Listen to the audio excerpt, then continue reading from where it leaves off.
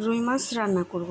এর জন্য প্রথমে ফ্রাই প্যানে তেল গরম করে নিয়েছি ম্যাগি। এখন মাছগুলা এক এক করে ভেজে নেব। মাছগুলো আমার ভাজা হয়ে গেছে। এখন আমি অন্য একটা পাত্রে তেল গরম করে নিব। এখন এখানে দিয়ে দেবো পেঁয়াজ কাঁচামরিচ কুচি।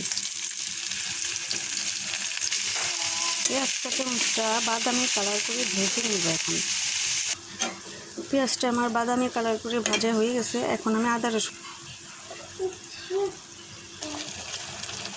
2 চা চামচ আদা রসুন বাটা, 2 চা চামচ গুঁড়ো মশলা, স্বাদ মতো লবণ, কিছু টমেটো কুচি হালকা ভেজে নেব। তারপর কষানোর জন্য পানি দিয়ে দিব। এখন দিয়ে দেবো পরিমাণ মতো কষানোর জন্য পানি। মশলাটা আমি ভালোভাবে কষিয়ে নেব। কষানো আমার হয়ে গেছে, উপরে তেল উঠে এসেছে। এখন আমি পানি দিয়ে দিব, পরিমাণ মতো পানি দিয়ে দিব। বলক উঠে আসলে মাছগুলি দিয়ে দিব।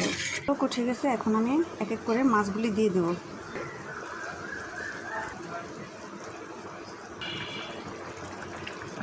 মাছগুলো আমার সব দেওয়া শেষ। এখন আমি ঢেকে দেব। এখন আমি ধনে পাতা দিয়ে দেব।